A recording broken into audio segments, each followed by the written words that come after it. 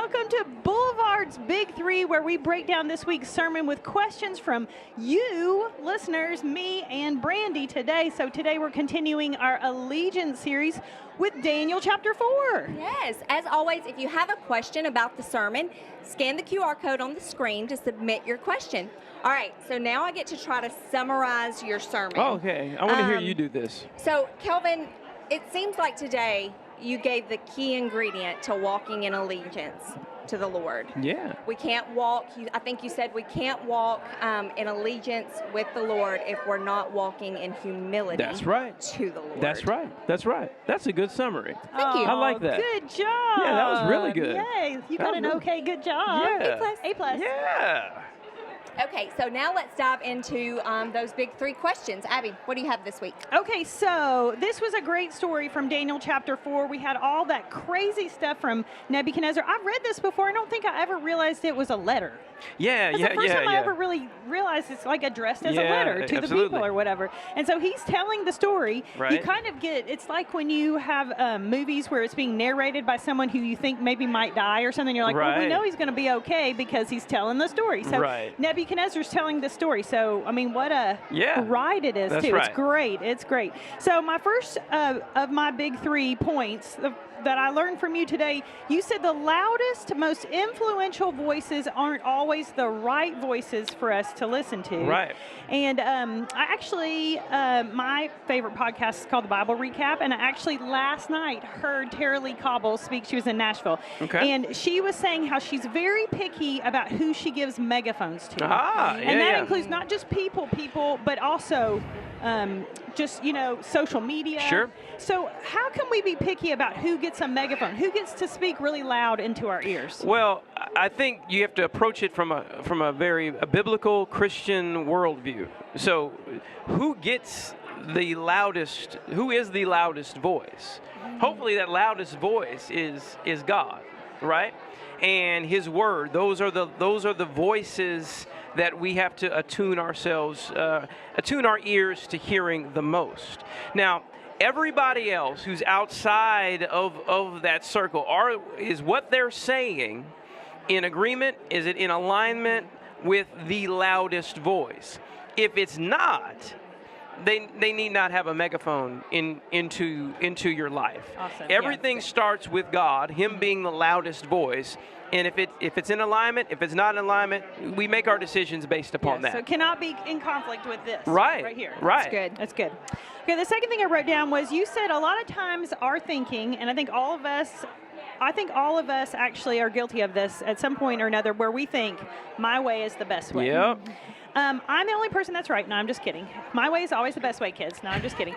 But so you know that we say a lot of time that pride comes before a fall. Yeah. So I was thinking of that as like a math equation. So does a fall always come after pride, and is every fall a result of pride? Does it always work that way? Well, here's the deal. Here's my take on that. Pride is a fall. Ooh. So the fall It's already there. is in the pride. Yeah. Yeah. Right. And, there is more destruction that can happen as a result of that.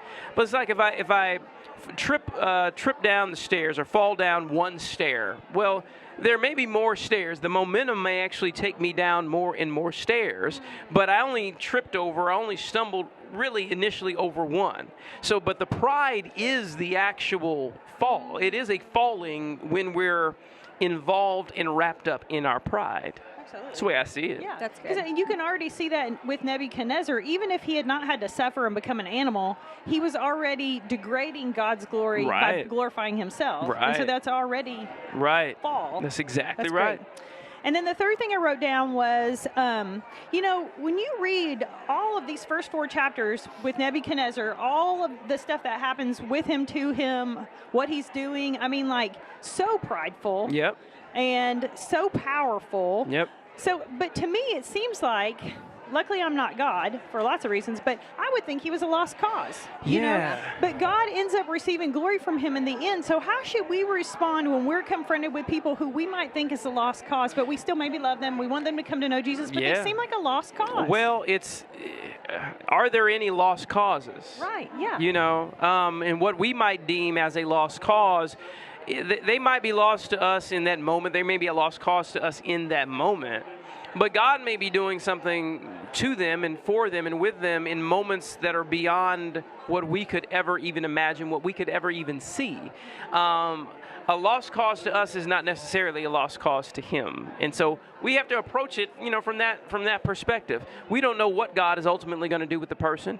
He just might not have chosen us to reach that person. Oh, yeah. I like that. Because I think boundaries are important, too, because you have somebody who maybe maybe they have an addiction, maybe there's something where at some point you may need to step back. But that, right. But some of that may come back to me thinking that I am the only one that can fix this. Right. I'm in control. But you know what that is? Yeah. Pride. That's pride. That's pride. That's exactly right. You might not be the one to reach them. You might not be the laborer that God has raised up for that particular harvest. You might not plant the seed. You might be the seed planter. You might not be the one who You might not be the one who waters it. Yeah. And God's going to get glorified in a way that we're probably never going to expect. As long as we say He gets the glory.